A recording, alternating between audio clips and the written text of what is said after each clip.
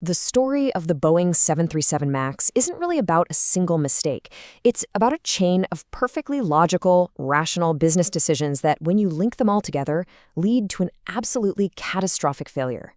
What we're doing here is a strategic autopsy, and it's a lesson that every modern leader needs to understand. For decades, Boeing's entire brand wasn't built on being exciting or innovative. It was built on trust, on reliability, on being, well, boring. And in aviation, that's the best thing you can be. Boring means safe. It means it works every single time and you never, ever have to think about it. That was their identity. So to really get how that trust just fell apart, we're going to trace the dominoes as they fell. We'll start with the empire that Boeing built, then look at the quiet shift in its culture. We'll analyze the market pressure that boxed them in, and then we're going to dissect the fatal software fix that became the root of the problem. And finally, we'll face the brutal truth of it all. Okay, let's start with the Boeing of old. For decades, this company wasn't just a leader, it was the undisputed king. And that dominance was built on one thing, an almost religious commitment to engineering excellence and safety above all else. Inside the company, the culture was incredibly simple. Engineers were in charge. If a design wasn't perfect, you redesigned it, period. If a new system meant pilots needed more training, then you trained them. Cost and deadlines mattered, of course, but they always came second to getting it right. Safety wasn't just a department, it was the very air they breathed. But then a critical pivot point. It wasn't some big, dramatic event. It was a merger in 1997 with McDonnell Douglas. And slowly, almost silently, this event started to rewrite Boeing's DNA. A new philosophy began to take hold, one that would put the company on a collision course with its own history. And you can see that change so clearly right here. Before 97, it was engineering first. After, it was all about shareholder value. Unquestioned safety became cost control. Long-term reliability became aggressive schedules. The decision-makers started to shift from engineers to MBAs, and the conversation changed from is it safe to what will this do to the stock price? So you have this internal culture shift slowly brewing, and then bam, an external threat hits, and it hits hard. In 2010, their biggest rival, Airbus, launches the A320neo, and it's a massive success. Airlines are lining up, orders are pouring in, and suddenly, Boeing is on its heels, facing a huge loss of market share. This really put Boeing in a strategic corner. What do? Do you spend 10+ years and billions of dollars designing a whole new plane from scratch? Or do you take your old, reliable workhorse, the 737, an airframe from the 60s, and just give it a quick upgrade to compete now? From a business perspective, the choice seemed obvious. They chose the fast upgrade, and the key to making it fast and cheap was a single promise to their customers: no expensive new pilot retraining required. That promise became everything. And that promise led them right into a fundamental problem of physics. See, to make the 737 competitive, it needed bigger, more fuel-efficient engines. The solution they came up with was, from a certain point of view, elegant. But it was also the single biggest flaw in the entire story. Here's the core issue. These new, bigger engines didn't quite fit on the old 737 frame. They had to be moved up and forward. That one change altered the plane's entire aerodynamics, making the nose want to pitch up in certain situations. The right engineering solution was a costly physical redesign, but that was off the table. The shortcut? A software patch. They created a system called MCAS to automatically push the nose back down. Let's be crystal clear about what MCAS was really for.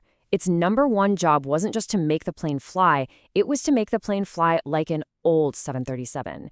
It was there to make sure the handling characteristics were so similar that regulators wouldn't require that costly new simulator training. It was a software patch for a hardware problem, created to fulfill a marketing promise.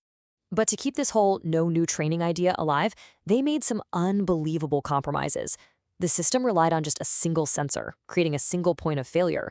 It was almost completely undocumented in the pilot manuals, because if you talk about it too much, it sounds like a new system, right? And worst of all, critical safety features, like a light that would have told the pilots the sensors disagreed, were sold as optional extras. Think about that. Safety became a paid add-on.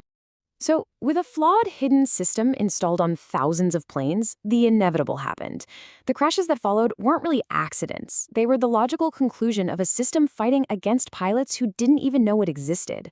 The software was in charge, and the pilots had no idea. 346. That's the number. 346 people lost their lives. That's the real cost of this chain of seemingly logical business decisions. First, Lion Air 610 goes down in Indonesia. A single faulty sensor triggers MCAS over and over, pushing the nose down while the pilots fought desperately to pull it back up. 189 people died. Boeing's initial response? They hinted at pilot error. But then, just 5 months later, it happened again. Ethiopian Airlines Flight 302. The exact same failure. 157 more people lost. At that point, the pattern was undeniable. As the world grounded the MAX fleet, the truth started to come out. Internal messages were released, and they were damning. This wasn't some unknown bug. Boeing's own engineers knew how dangerous the system was. This quote says it all.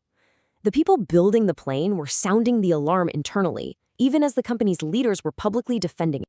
So this brings us to the brutal truth. The crashes didn't just expose a bad piece of software. They exposed a completely broken corporate culture and, just as important, a failed regulatory system. The final cost to Boeing wasn't just in billions of dollars. It was the complete destruction of their most valuable asset, trust. So you have to ask, how was this even possible? Well, you had a complete systemic failure.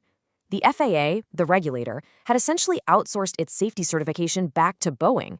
The watchdog was letting the fox guard the henhouse. Internally, any engineer who raised a concern was steamrolled by managers pushing to meet deadlines. And the top priority was obvious: protect market share and the stock price. The end result? A 20-month grounding that cost them everything. And this is the real tragedy here. It's not that people at Boeing forgot about safety. No, it's actually much worse than that. Safety became just another variable. It became a line item on a spreadsheet that you could trade off against other metrics, like cost and schedule. It was optimized away. And that is the brutal, ultimate lesson of this entire saga. When the core, non-negotiable principle of your business, whether it's safety or trust or quality, when that becomes just another cost to be minimized, failure isn't a risk anymore. It's a certainty. It's just a matter of time.